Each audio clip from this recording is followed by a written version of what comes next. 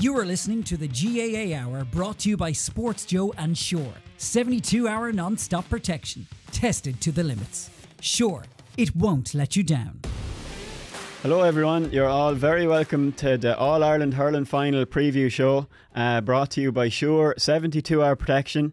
It's our first preview show of the year, and I'm delighted to say that we're joined by Galway star and the PwC Hurler of the Month for June, Conor Whelan. How's it going, Conor? How are you? All good? Not too bad now, not too bad. So how are you after the last day? Are you the type that watches the game back to kind of to forget about it, kind of a thing, or do you kind of just try and move on? Probably a bit of both. I haven't watched it back yet now, but yeah, we'll definitely maybe later on in the year we might bring ourselves around to watch it, right? But look, at obviously massively disappointed. Probably felt we're in a decent position at half time, and obviously Limerick managed to, I suppose, wrestle control of the game, and I suppose we never really managed to take it back, I suppose, really. It's a tough thing to do, I'd say, watching games back, especially after you're after losing. Yeah, I wouldn't be huge into it myself now, really. Probably just, I suppose, definitely wouldn't be looking back at once, I suppose, throughout the course of the championship. But when it comes to, I suppose, semi-finals and stuff like that, yeah, I suppose it probably won't look for great viewing. But yeah, sometimes you have to just grin and bear it, I suppose, really. But we definitely won't be doing it anytime soon, anyways. Yeah, I suppose it's something at times you can maybe learn from things. Maybe at the start of next year, something like that might be a better time. Like, do you find video analysis in general beneficial, or is it kind of be a bit overdone? Yeah, no, I think it's definitely beneficial. I think, even from the game itself, I'd say there's probably things I'm thinking in my head at the time that will probably play out differently when I watch it back. So yeah, look at it. It's obviously very informative that way, and I suppose there's any amount of stats and stuff out there that you can get, and I suppose if that's the type of player you are. But for me, I suppose really I wouldn't be huge into. I suppose I'd look at a game and watch the clips back and see if there's anything that I could have done differently and could have improved on. And I think that's probably as far as it goes, I suppose, really. Were Limerick just a different kind of a beast in the second half to what they were in the first half, or would you put it down to a bit of maybe ye running out of steam? No, I definitely don't think we ran out of steam, to be honest. I think, any team that's training since last November, it's kind of hard to see how you'd run out of steam, to be honest. But yeah, look, I think we prepared, very well for the game, and we felt, very confident in our abilities, and there's massive belief in that group. But it's just yeah, look, I suppose at half time we probably could have been more ahead, but credit to Limerick, the team they are, they managed to, I suppose, grind it back to 1 or 2 points at half time, and then went out in the second half, and I suppose Limerick just managed to control that middle third, and that's probably the single biggest learning that'll be taken from it is, when we do watch it back, I suppose, is trying to understand how could we manage that differently, and what could we as individuals and what could we as a collective have done differently, I suppose, really. So do you think, like, just say if you're Kilkenny this weekend, like, did Limerick, when they take over that middle third like they so often do, is it them increasing their tackling, increasing their intensity kind of a thing? Or what do you put it down to? Because they often come with that kind of a second half surge right at the second half that can blow a lot of teams out of it. I know they did it with Tipperary twice or 3 times down through the years. Yeah, look, I suppose there's probably a multitude of factors in it, really. I suppose, they kind of, I suppose, sent more bodies into the middle third there, and what that meant then was that I suppose our puck outs was I suppose there was a mass of bodies there, and I suppose they're a very strong and physical outfit as well, and yeah, I suppose it's probably a massive learning for us in terms of, I suppose, looking at it and seeing what could we have done differently, and I have no doubt that the Cats will be looking at that and seeing, I suppose, what could they do differently as well and stuff like that, and yeah, look, I suppose it's you have to stand back and give Limerick, I suppose, credit for the way they went about it, and we just have to digest that we didn't handle that, and that's just something that we have to spend the winter, I suppose, trying to figure out, I suppose, really. Yeah, Henry was after the match. He was talking, and he was asked, did he kind of see progress? And he said, it's hard to see it at the time being when you're after losing at the same stage. But he did say that he thought that, in his second year, the team were a little bit closer together and that there was improvements that way. Like, did you feel that yourself, that you were that you improved maybe as a group along the way? Yeah, look, I think I think when you're analysing any year, I suppose, unless you're winning Lee McCarthy, it's an unsuccessful year, and that's the harsh reality, I suppose, really. And yeah, I suppose, look, you have to give Henry massive credit too for, I suppose, he's traveling up from Kilkenny. He has a family and a wife, and it's a massive commitment for him, and we have huge belief in Henry, and all the players are fully behind him, and I think people have to also understand that we're going through a period of transition, and we've had Johnny Cohn and Aidan Hart and James Gale and Paul Clean, all these lads who were massive leaders in the group, and we have younger lads coming through from an array of different minor teams and under 20 teams, and we're still trying to bed them in, and still very much a work in progress. And I suppose Henry has managed to develop a couple of players, and I think it's still very much a work in progress as well. So yeah. So looking ahead to the final, Conor, will you go to it, or will you watch it at home, or what's the plan for you? I'd say I'll probably go to it. Yeah, I was up at it last year there as well. So yeah, I'd say I'll probably go to it, and obviously having faced both the teams this year, they're two very good teams, and they have, I suppose, in attack they have players that are in flying form as well, and that'll be interesting to watch, to see Aaron Gillan, to see Owen Cody, and see TJ and Hegarty and all these boys playing, and just seeing how that battle plays out, I Like, suppose, really. when you're at a game like that, like say last year, would you like? Is it hard when you're sitting there thinking I should be there, or are you able to sit back and enjoy it? And maybe would you be looking at lads like Gillan and Cody as inside forwards as well, seeing what they do? Um, yeah, look, it's obviously very hard. I suppose it's very hard when you're playing. I suppose I wouldn't actually watch a massive amount of hurling, I suppose, really, to be honest. But yeah, look, it's very hard to sit back and enjoy it. Knowing that there is the possibility that you could be there, but I suppose, look, we had our chance, and we didn't do it. So you have to I suppose you have to stand back and say fair dues to them too. And yeah, look, at obviously you'd be looking at Aaron Gillan and Owen Cody and Martin Keown, these inside forwards, and just watching what they do, and see, is there anything that you can take from them, and look, at they're amazing players as well and stuff like that. So yeah, look, yeah, I'm looking forward to seeing how it plays out, I suppose, having faced both of them, I suppose, really. Yeah. I want to take you back to 2017, when you played your first All Ireland final.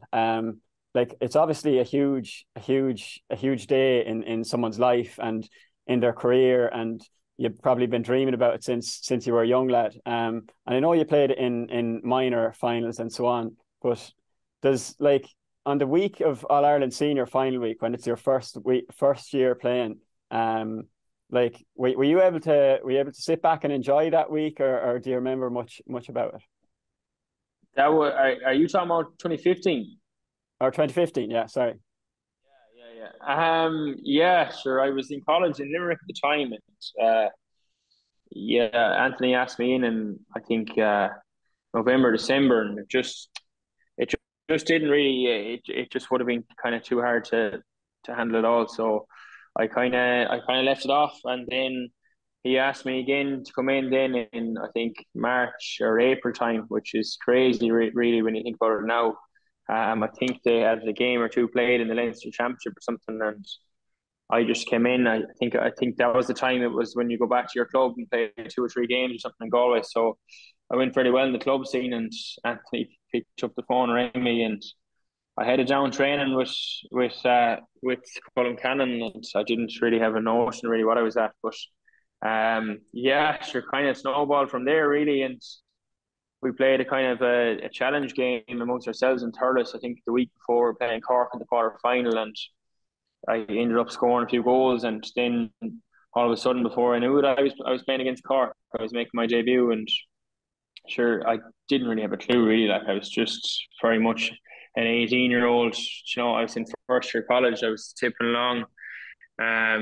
Yeah, I think I ended up going out in Loughrea. I think that night after the quarter final, I think most of the boys went to town, which is what most of the adults would do. But I just ended up going to Loughrea because that's where most of the boys are going. And yeah, sure. Look at it. Obviously, we bet tip in the semi final, and then you're in an All-Ireland final. And I suppose at the time you probably don't really realize kind of like even how hard it is to get there. And you're like, I was playing with the lads, but I wouldn't have even known them all that well really. But yeah, look, you still look back and say, Jesus, like, we could have won it and we should have won it, but we didn't. But yeah, it's kind of a mad story, really, to be honest, in ways, because you're kind of saying like, Jesus, how would you even end up here? And then you're heading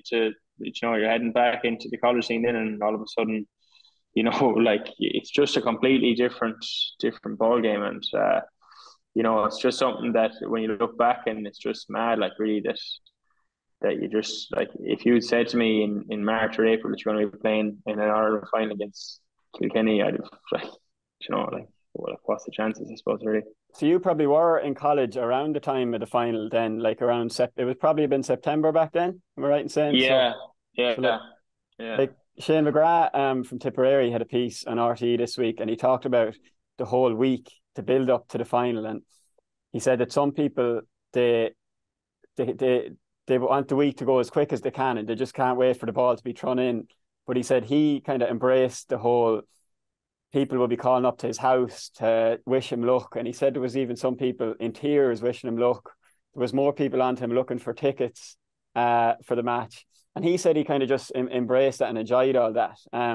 Like, how did you deal with that in your first year? I can imagine in college there was a lot of people asking you about it.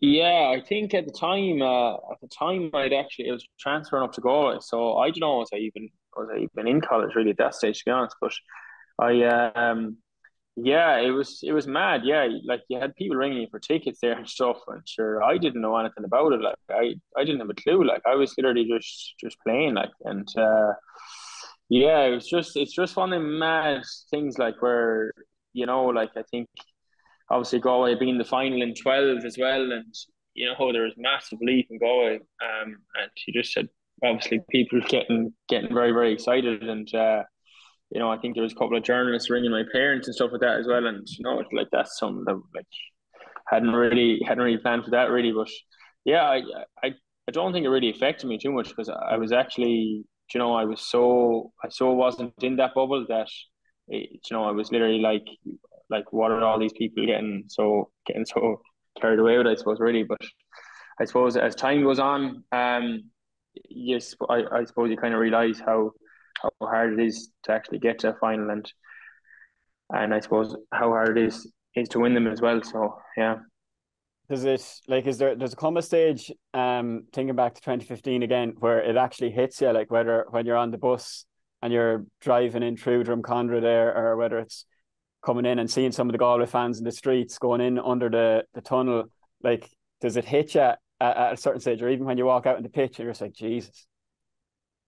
Yeah, like, obviously when you're going around in the parade beforehand, you're thinking, like, there's nowhere else that I'd rather be here. I suppose, yeah, I was just really, really blessed, I suppose, really, that Anthony and Eugene Clunan took and Pat Malone and Damien Hurley took the plunge in me really. But yeah, it's kind of one of them things like where you're just, I suppose, you just can't believe really what's going on, and you're just like, you haven't even got time to process it, because if you spend time processing it, it's going to do your performance. It's actually going to hinder your performance. So it's really, so it's literally basically, I've got this chance. This is magic. Let's just go. Let's just roll with it and see where it finishes up. And unfortunately, it didn't end up the way that we wanted. But yeah, look, that's just sport, really, isn't it? Now that you mentioned the parade, like when you're walking around there, like the hair would be standing on the back of your neck as you're sitting in the stand.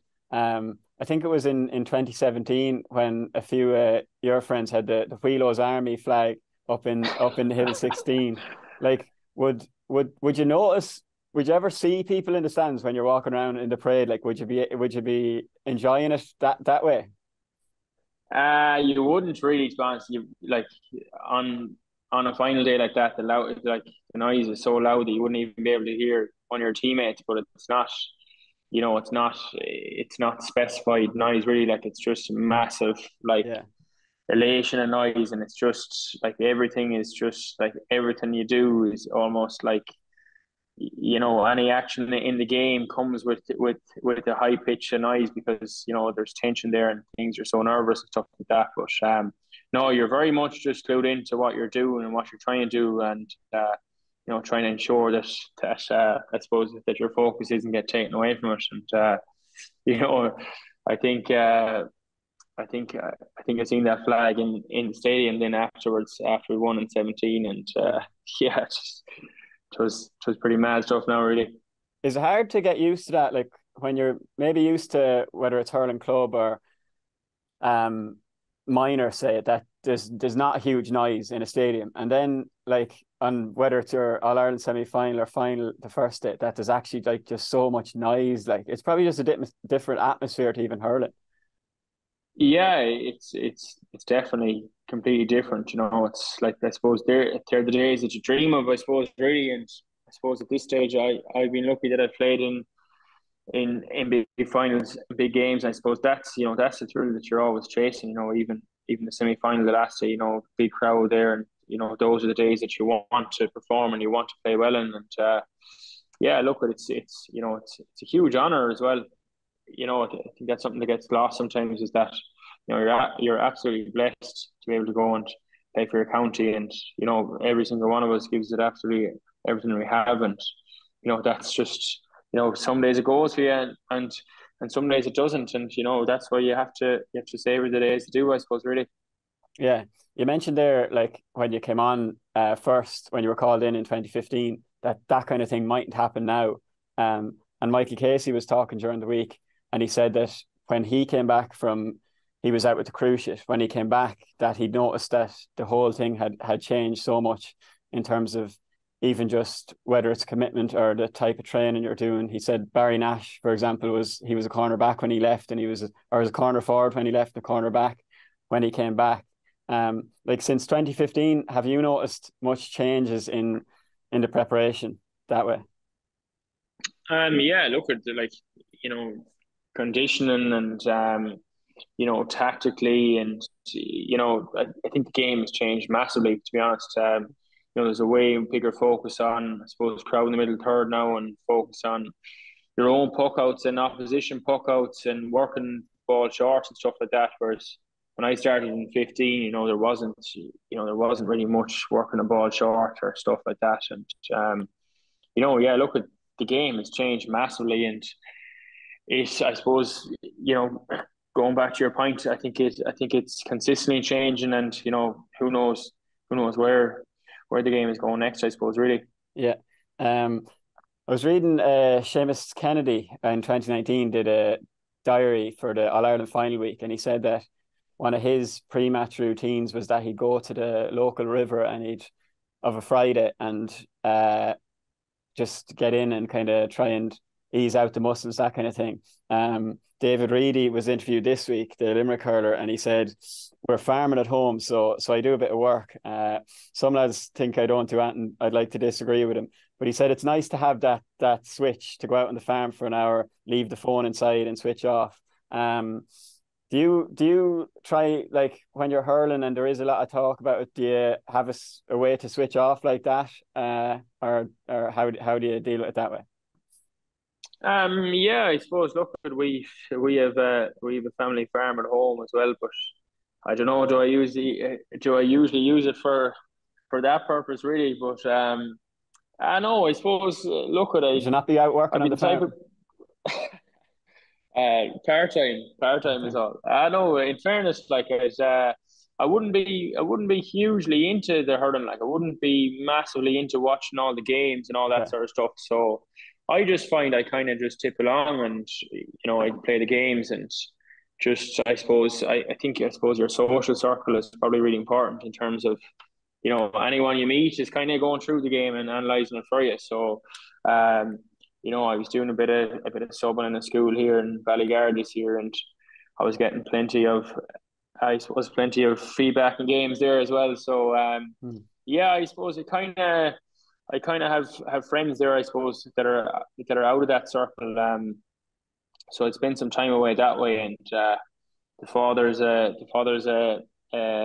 blocker there as well. So we give him some credit for some therapeutic experiences as well Yeah. away from the hurling and that as well. So yeah, look at it. I wouldn't be like I wouldn't be wanting to sit down and go through all the games the weekend and stuff like that. So I suppose it just doesn't really get that lost to me, I suppose, really. Yeah, a lot of people think it's overanalyzed, and obviously sitting here, we do a podcast here every Monday. We're obviously the ones guilty for that, but there does be a lot of talk, and like, would you try and avoid that kind of talk? Like, I know Jackie Tyrrell was giving you a dig this year.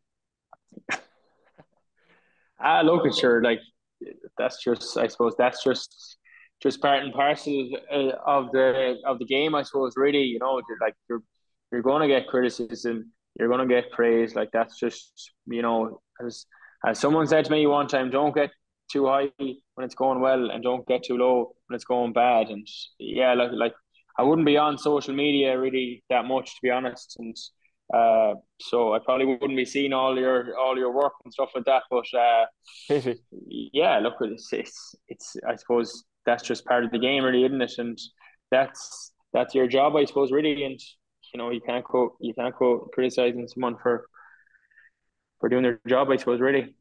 One thing that's changed this year, maybe the last 2 years, that there's no minor final before the senior final. I think you would have played a minor final before a senior final. Like Did, what do you, yeah, what do you, 13, yeah. what do you like?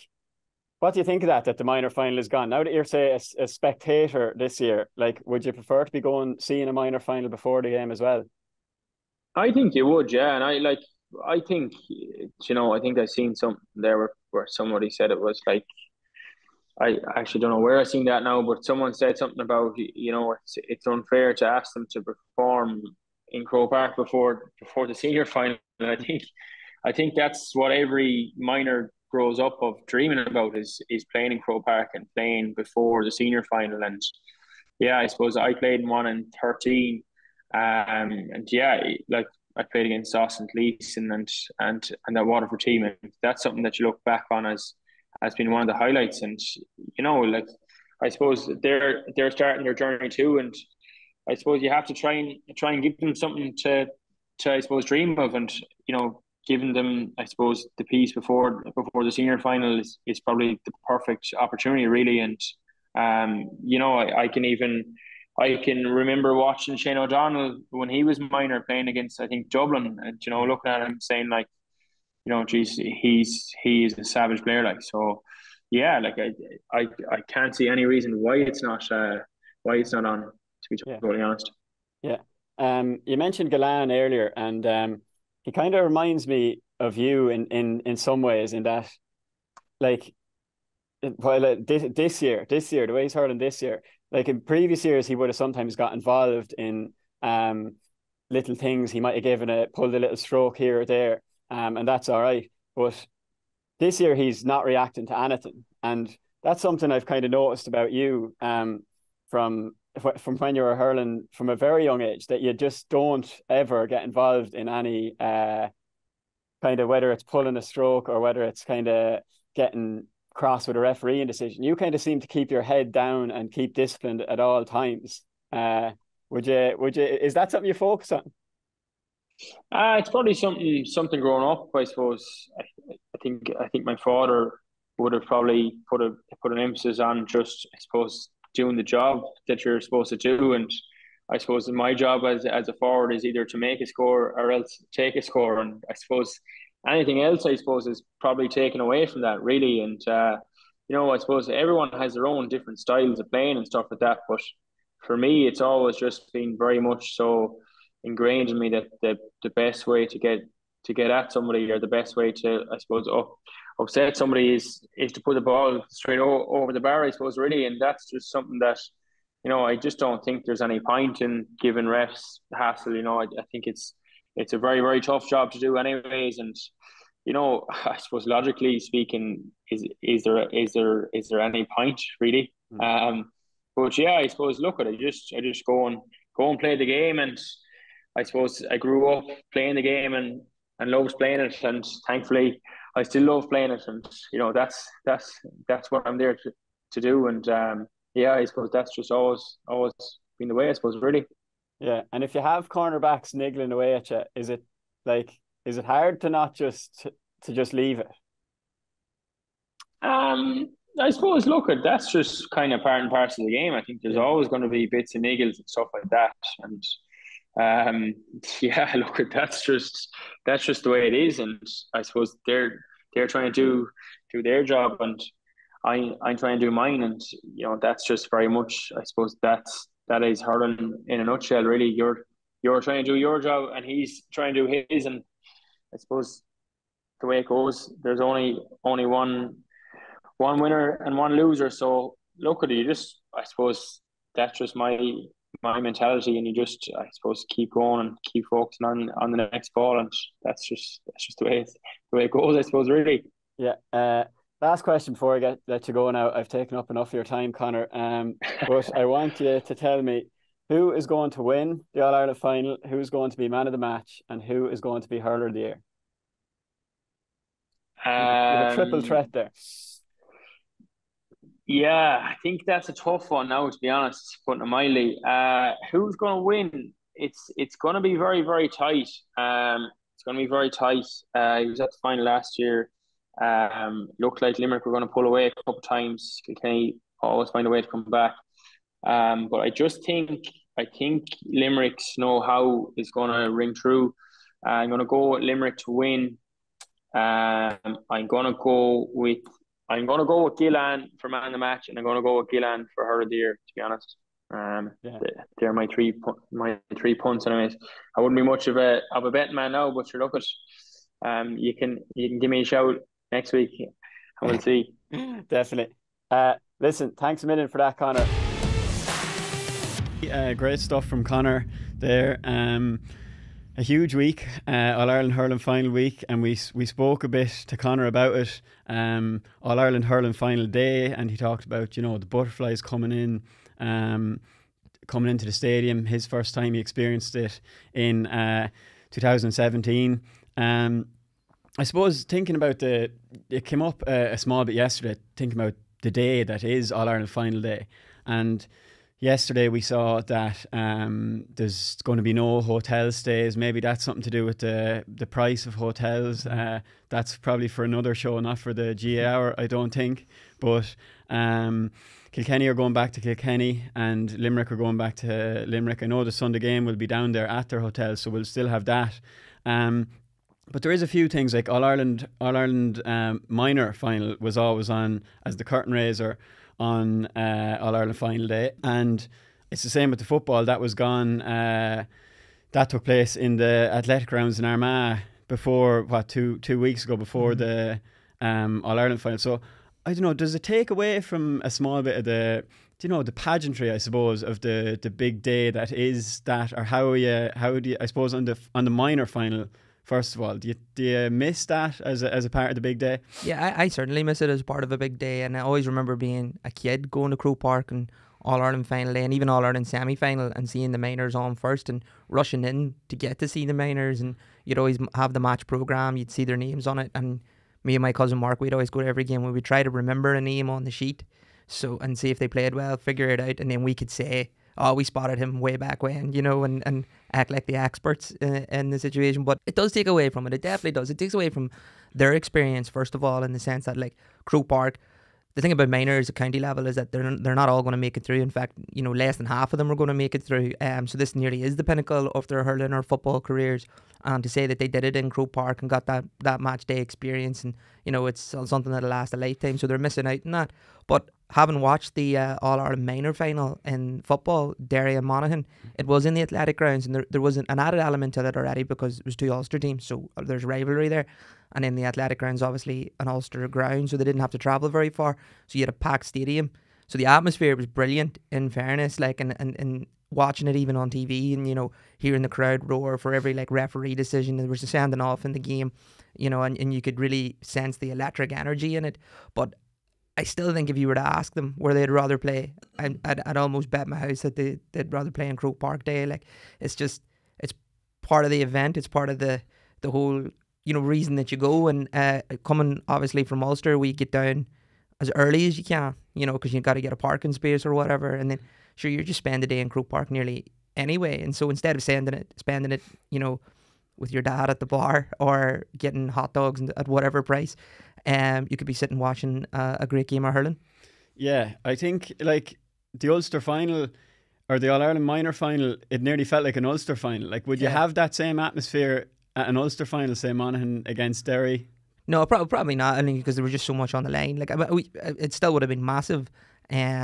Especially from Monaghan's point of view, like, there was just such an event to it. Derry's coming, the senior team's doing so well. Monaghan were also in the semi-finals at this stage as well, so it just felt like everything was going right for these two counties, and whatever happened in their minor final might be a little indication of what could happen.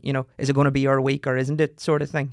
And then Derry got the better on that day, but Monaghan will be pretty happy with how things went as well. Yeah, I think the reason they changed it from it being a curtain raiser to the senior final is when they changed the minor from under 18 to under 17, that it might have been too big a stage for fellas who are so young. So maybe there is a thing in that. I'd say a lot of them, they're so, young lads. Yeah. And especially county minors, they're confident. They're a confident bunch. Oh my God, no! Probably. I know. I don't really think it's going to scar them or something. Like hearing this crowd, like a lot of the people that are going to be there, the neutrals who are there for the actual final, and they just happen to be watching. They have no skin in it, and then the people who are going to be watching and invested in it, they'd be there anyway. And so if you're putting it in a closer environment like the athletic grounds, they're going to definitely hear everything.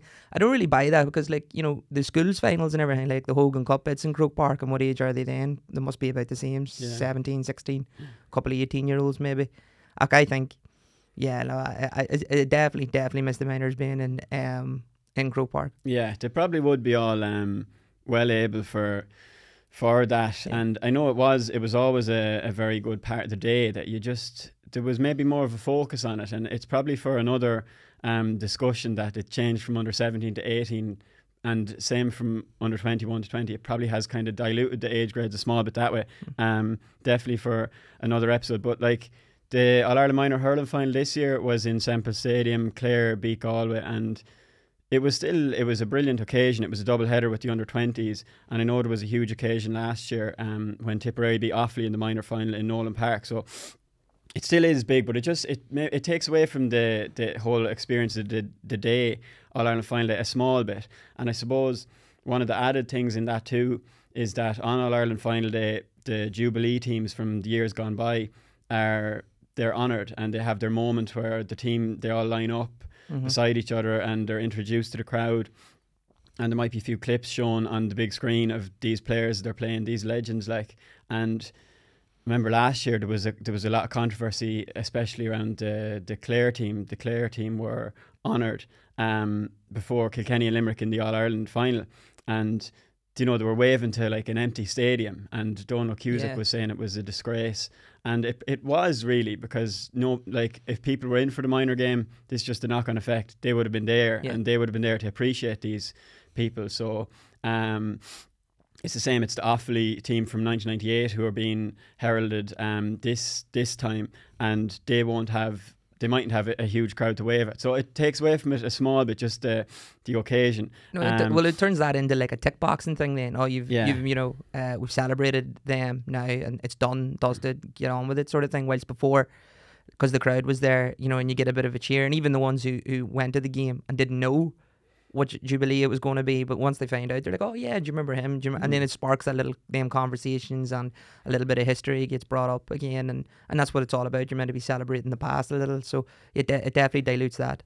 It does. I suppose that's the last. I suppose we're starting off on a bit of a moan here, Yeah. but the last thing is that they're not staying. They're going home. I know it was always a big thing in the past that they would stay and go to the Children's Hospital the next day in Tempest Street, and the pictures would be brilliant on the paper next morning, and I suppose like that was the tradition as well. And chatting to Conor about it there as well, that, you know, you'd stay in Dublin and you might wake up the next morning kind of having a bit of crack up in Dublin, a few early drinks and so on, and you know that is probably a bit of crack too. But look, we're not going to spend the whole day giving out. One interview I was reading this week stood out. It was from the press day, Limerick's press day, was John Kiley's, and what stood out about John was like you know, he doesn't like to take the centre of attention really at all, and he kind of, even though he is the manager and he's the boss, he is always giving praise to someone else. And he says, I keep telling the boys they would have done all of this without me. I'm not a vital cog in the wheel, nor do I want to be. I shouldn't be. In an effective organisation around this team, they should be able to cope without me being present at all. And he went on and gave all the praise to Paul Kinnerk, who's the team's coach, and says, Paul, he's just world class at what he does. I believe he could coach any sport and do so at the very highest level. His planning, attention to detail, communication skills. And a lot of people do say, you know, Paul Kinnerk he's the mastermind behind this unbelievable team, but Kiley still is, you know, he's the man that brought it together. He's the man that got Paul Kinnerk involved. So I suppose it's easy to see how the Limerick players get on so well with him when you have a man that's as you know, as genuine and as not, it doesn't have a bit of like not Ego, realising his own self-importance really. Yeah. I mean, like, I think you can't win All-Irelands unless you've got a really good manager. Like, even if you have the players in the crop, I mean, there's so many brilliant teams out there that don't fulfil their potential because they're not guided by the right person. But like, there is some elements to truth in what he's done, in the sense that like these players can lead themselves, and you can look at that in other situations. I suppose even Derry, obviously they lost their manager, but they were such a team full of leaders in the football, you know, that they were nearly able to just carry things on themselves, and it was very much a player-led thing. I know Kieran Mina came in and he was brilliant too. He was fantastic, yeah, but his whole mantra was, we're just keeping things as they are, you know, because once you... Nearly the most important thing of a manager when they come in is getting that culture right, setting down the ground rules, what the expectations are, what they expect of you. I mean, it's all about maintaining that and not letting standards drop. And you always hear managers too, I think every manager now at all levels have a leadership group, you know, where they maybe the players vote for 4 or 5 players. They're now the leaders. They all go in a group chat. The manager nearly delegates everything to them, or whenever there's an issue, the players go to that group first. They see if they can solve it, and if they can't, then it goes higher again till the manager, and he obviously has final say. But you know, like it's almost like a democracy nearly, rather than a dictatorship as the modern manager. But it's still so important. Like, nearly that the hardest part is getting those standards set and everyone to buy in, and then once you get them in and they can start running it nearly themselves to a certain degree, that's when the success starts to happen. But he is a really genuine fella. Like, I enjoy listening to him, and you can see why they're all in when he's in charge. He is genuine. You can see that in him, but he has the hard edge about him as well, and you can see that in some of his interviews. He can get cross, like the one with the Nicky Quaid, the controversy that came out around that. John Kiley was you know, he was going on as if it was crazy that he was being asked about this when it was brought up.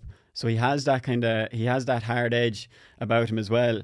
Do you see similarities in between the way he manages it and the way that Jim Gavin managed Dublin, in that they do talk a lot about, you know, the process, and they talk about enjoying the moments and all this, and they've obviously enjoyed similar levels of success to what that Dublin team have done as well. So do you see similarities there between his management style and Jim Gavin's? Yeah, I do. And like I did a lot of reading on Jim Gavin, and just even interviewing Dublin players and reading some of their books, and hearing about the 6 in a row and whatever else. And a lot of them, they're all into these you know, psychological books now, and some of them are very popular. One of them is Legacy, and it's all about the All Blacks, and because the All Blacks is like the most successful team in any sport, like over the last 75 years or something. This guy wrote the book Legacy, and it's all about how it's all because it's a culture, and you'll always hear them say this phrase, and it comes from the book: everything you do as a player is about leaving the jersey in a better place than when you've got it. And how many times have you heard managers say that before? And then when I read the book, because everyone kept talking about it, that was like one of the first lines, and I was like, this is where they're getting it from, you know. So it's nearly like a core thing that they're taking it from. So they're all these sort of high performers, and they're very much into like grabbing things by the root, whilst before I think managers would have come in and nearly their job would be to run the balls off them, then scream at them in the changing room to get them so hyped up that they run out there, and they're doing it for their county and for the jersey. Whilst now it's more of like, not a robotic, but like it's a system. Like. It is a system, but even the way that they think about things is like in a system, and it's everything's about the here and now. And like one of the things in the book as well was is this win mantra. So what's important now. So, and then that'll lead up to win, like an anagram. And then everything's about taking you back to the present, and it's like, don't think about the mistake from previously, like Kerry against Derry. You know, David Clifford gives the ball away to Brendan Rodgers, and within 17 seconds he scored a point himself, you know, from giving the ball away. Like, he wasn't thinking about the mistake or losing himself, and that's just the thing with these high performers, and getting them tuned in correctly and into this winning environment seems to be what these sort of managers are doing. Although I would say that he shows a little bit more personality maybe than Jim Gavin sometimes. You've never seen Jim Gavin lose the rag in any sort of sense of the word, or give absolutely anything away in an interview, to the point where it was just a little boring nearly. Yeah, definitely was at different times. Yeah, John can get excited at times, which I think people do like that about him as well.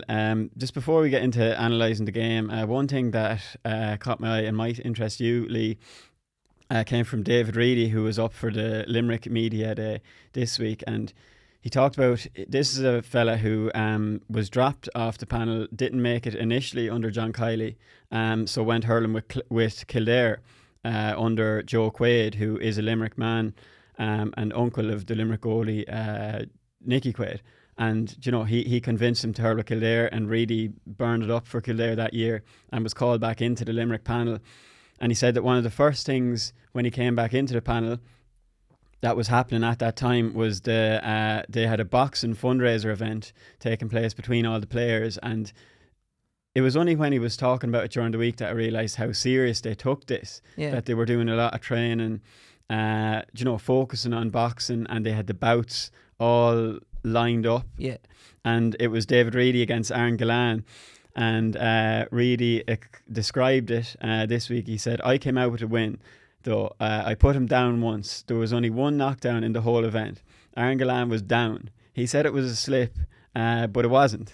It was 3 2-minute rounds, and I was way more nervous than anything I ever done. So isn't that mad that I was way more nervous than anything I ever done? Like, he's coming into the Limerick panel and you're nearly focusing on, like, he's worried about boxing, like. Yeah. And it is a form of training that actually a lot of hurling teams do. Yeah. Because I seen it on a clip earlier this week, was from the Waterford team when Liam Cahill was their manager and Martin Bennett was in as a strength and conditioning coach, and he had them doing the boxing as like a form of, I suppose, high intensity training that isn't running, and you're probably less likely to pick up a soft tissue injury from it. But yeah, I thought it was mad and maybe interests you. No, it does definitely. Boxing is, people find this strange to say because it's such a brilliant cardiovascular workout. It helps your aerobic system because everything's like, say you're doing what he did 3 2-minute rounds, like that's, you do get a minute break in between that, so people think it's like anaerobic in the sense that it's like intervals training, so high bursts and then a rest, but it's not even, because you're still working longer than you're resting, so it's still aerobic as well. So basically it attacks your body in all the different ways, but you're so much less likely to get injured, which people find strange because you're boxing, this guy's actually physically trying to hurt you in the ring, you're trying to hurt them, but you don't get into the ring unless you know how to protect yourself first of all. And there's so few, like I never hurt my knee or my ankle or anything, when you're doing boxing training. Like the worst really, you get maybe an elbow injury from hitting the bag wrong, or sometimes you can hit someone awkwardly and your wrist kind of goes, but like injury wise you're way safer boxing, which just sounds a little bit silly, but I can see why teams buy into that and getting their fitness right in terms of actually getting into the ring and doing it too, and him being nervous. Like, I get that completely. I mean, it's so individualistic, and Ryan O'Donoghue was saying it on the show a couple of days ago. We were talking about, it's a boxing podcast now, isn't it? But he was talking about like how nervous he would have been even before the fights, and how like, there isn't that team element, it's just you, and when you lose, you just lose, and it feels like it's all on you, but when you win, you're the best thing in the world. So you can just see like there's huge benefits to it. I can totally get why. And you're saying they did like it's like a white collar event. Yeah, like Kildare did one, and only because had to get photos in Sportsfile ages ago of Kieran McGeeney when he was Kildare manager. One of the first ones that came up was him boxing in this white collar thing against Kildare players and coaches and stuff, and he won his fight anyway, going by the photos. But they were all black, blue and bloodied, and they took it dead seriously as well. But I suppose if you throw what is essentially professional athletes into any sport, they're going to take it, gun-ho. Yeah, it's obviously to a lesser extent that teams might use it training. Yeah. Like with pads at the end of training or whatever. But you can see the benefits in it from the intensity, I suppose, that there is in GAA nowadays, that winning a ball, you can only be going maybe for a small little burst, but it's so fast and so explosive that the training can definitely help you that way. Just one more thing is Killian Buckley's wedding. He's the Kilkenny, he'll come on as a sub. He came on as a sub the last day. He scored the winning goal in the Leinster final against Galway. That amazing winning goal, but he's getting married the day before the game, which is unbelievable really when you think about it. He had the day booked obviously from a good while out, and he was going on the basis that the All-Ireland final took place last year, so had it booked for this weekend, which would have been perfect timing for a man the week after an All-Ireland final, but to have it the day before is it's absolutely sickening, I'd say. No, it has to be. His poor wife to be, I suppose, because you nearly feel sorry for her more than anything. But no, still, he could have planned better than that. Obviously, August would have been the safe bet, because if there was a replay, and it was last week, and if there was a replay, it still would have been no sympathy hanging over them. No, I have very little sympathy. That was just poor planning. Everyone knows an inter-county player gets married at Christmas. that's the rules. I was at an Jerry Collins from Down, a player. He got married at Christmas, and then I was listening to another podcast, Brendan Rodgers. He's getting married this December, and it was all for that reason. It's just December is the only time of the month where you can definitely not cross wires. But I feel sorry for his wife to be, for sure. Yeah. Well, there you go, Killian. No sympathy for you here. I suppose. Look, he'll have like the fact that Kilkenny are going back to Kilkenny the next day. I'd say that could be related to that a small bit, that they're going down that night. Yeah. Do you know, there'll obviously be Wally Walsh is his best man at the wedding, and he's actually getting married the following weekend, so he had a bit more cop on. Yeah, he got it sorted. But that's probably why he couldn't get married that week. Then there would be double booking. Yeah. Won't they have they'll have a mad week, I'd say. Oh yeah. After the final. Well, if they win, it'd be a bit of a dampener. He'd be in a mood in the honeymoon. yeah. But still be, they'll be letting the hair down anyway. Oh, absolutely. Definitely time to focus on the match here. So it is Limerick Kilkenny, obviously the same as last year. Lee, I suppose I'll never forget. I've been at so many All-Ireland finals with Tipperary playing, but I'll never forget the atmosphere at the start of it last year. Just the stadium full, the hair standing on the back of your neck, the teams walking around the pitch and everyone in the stands standing up, and just an unbelievable day. So we definitely have a lot to look forward to on Sunday. Oh no, absolutely. And then there is that sort of element, it's the same 4 teams again in the semi-final, same teams in the final. So does it dilute the interest at all? But probably not, because there's still such a curiosity, and Limerick maybe aren't as invincible looking this time around as they were last year. And then with Kilkenny, there's new management. There's so many new narratives and stuff. Do you think it's just as interesting? I suppose when it was the same 4 teams in the semi-final, when you discovered that, it was a little bit here we go again. There's no new narratives to the games, and obviously the semi-finals were brilliant. Limerick and Galway was brilliant. Kilkenny and Clare was brilliant, but it was a little bit, you could have done with a fresh team in there, could have done with a Tipperary or Cork just to freshen it up. I'm sure the teams that were in there were delighted. The same final again, it was the National League final this year as well. It was the All-Ireland Hurling final last year. So they've proved themselves to be the 2 best teams in the land. And on top of that, going back to 2019, Kilkenny are the only team to beat Limerick, this Limerick team, to beat them in a knockout game. Mm-hmm. I know Clare beat them in the Munster Championship this year, and Tipperary beat them in 2019 or 2020, 2019. And, so Kilkenny, they put it up to Limerick brilliantly last year. And I suppose that there is an excitement to that, because you just know that with Kilkenny, even against Limerick, and even if Limerick are brilliant, like they were in last year's final, Kilkenny are the type of team that they will just hang in there. Yeah. They're just brilliant at hanging in games, getting scores a little bit easier than the opposition, and that's just what they do. So you would expect a tight game. Yeah, and do you think Kilkenny are better set now this year than last year? Even just things like I'm obviously, I have to sneak a Tyrone example into everything, but Mickey Hart was in charge for so long, and he got the team into a really, really good place. But then when Brian Dooher and Fergal Logan took, it just seemed that freshness was literally all that was needed to click on to that next level for that 2021 season. Sort of similar situation. Brian Cody's Kilkenny manager for decades. And now there's just that bit of, even though he got them to the final last year, they lose by 2 points or something. Yeah. And they've got just this new freshness in with it, and would that nearly be enough to get them over the line? Does that change much? It has to make a difference. It doesn't seem like much has changed. Yeah. And watching that Clare game, that was the thing. It didn't seem like anything had changed really, because it was the same Kilkenny that we're used to, just going till the very end. You think of Owen Murphy's great save, Conor Fogarty's block on Mark Rogers, and the way he reacted to that, he didn't react at all. That this is just what Kilkenny do, that they grind these games out. Mm-hmm. And it's been the same. And Derek Ling was saying that this week, that he didn't have to reinvent the wheel when he went in.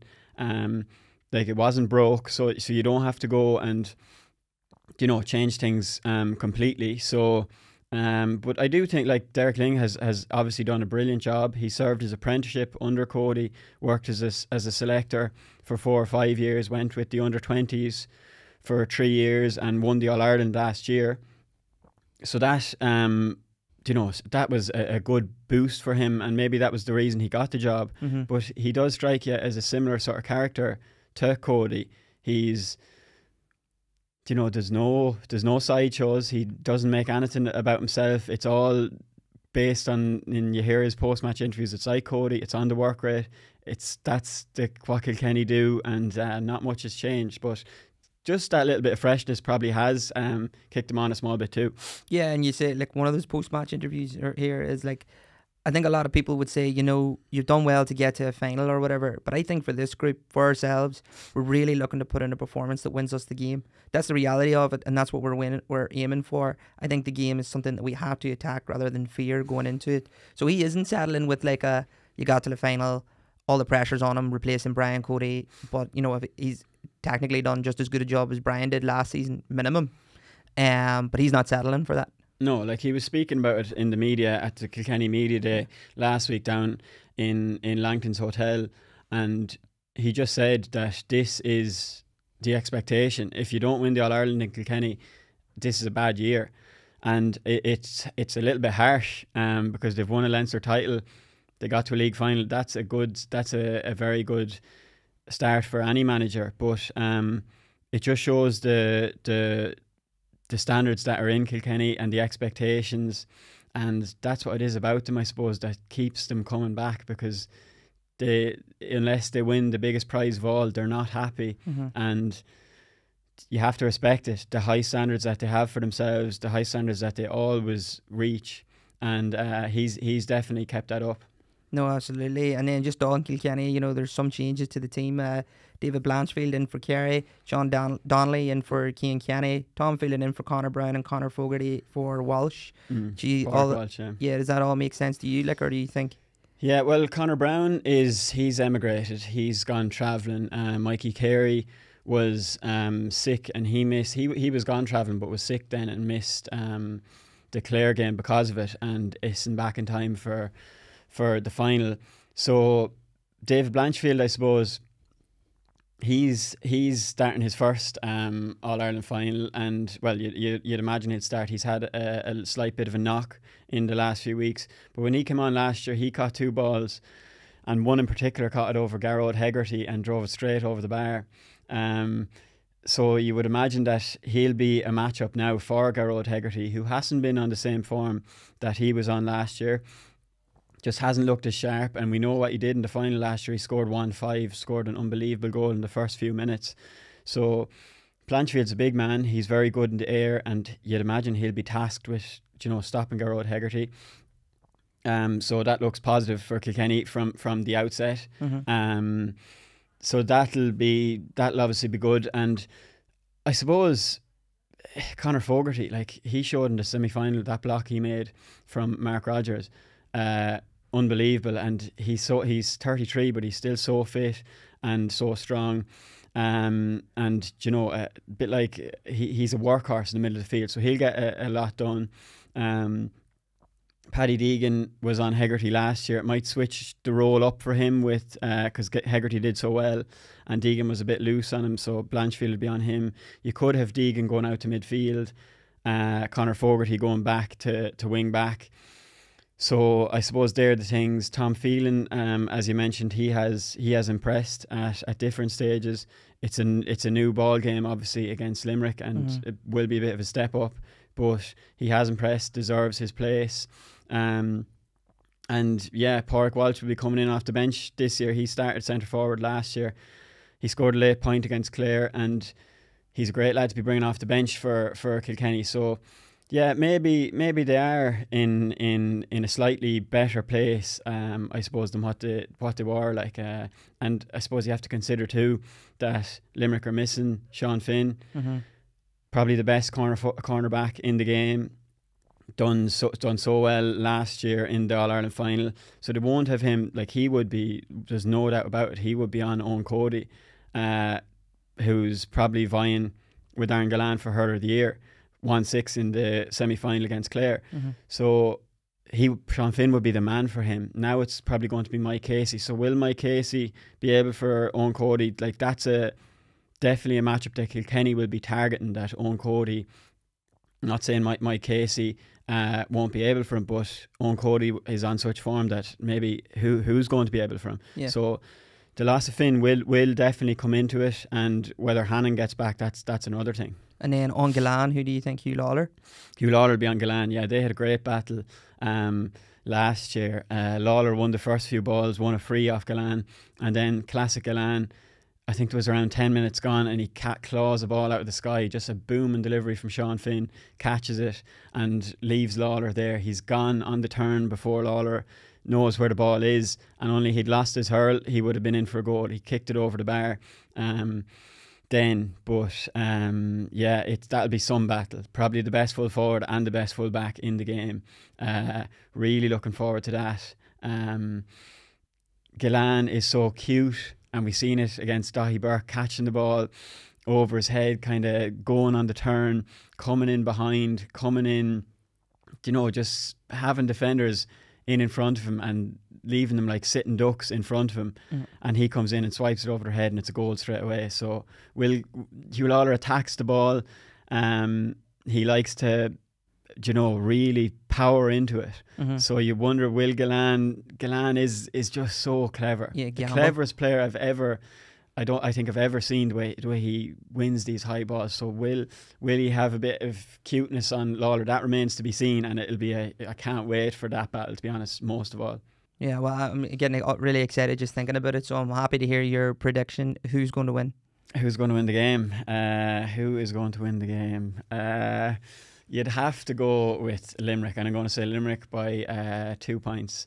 And the man of the match will be, I know you haven't even asked me this, but I'm going to tell you anyway. The man of the match will be Aaron Gillane, and he'll be Hurler of the Year as well. Okay, well, much like Oisin McConville to Mickey Hart, just because you picked Limerick to win, I'm going to pick Kilkenny, just to be the opposite of you. And in that way, at least someone on the GAR is going to be right. Really excited to see the final. We'll do a review show on Monday, so be sure to tune in then. Thanks to Niall for coming on the show. Thanks to Conor Whelan. And thanks to our sponsor, Sure 72-Hour Protection. We'll catch you next week. You've been listening to the GAA Hour, brought to you by Sports Joe and Sure. 72-hour non-stop protection, tested to the limits. Sure, it won't let you down.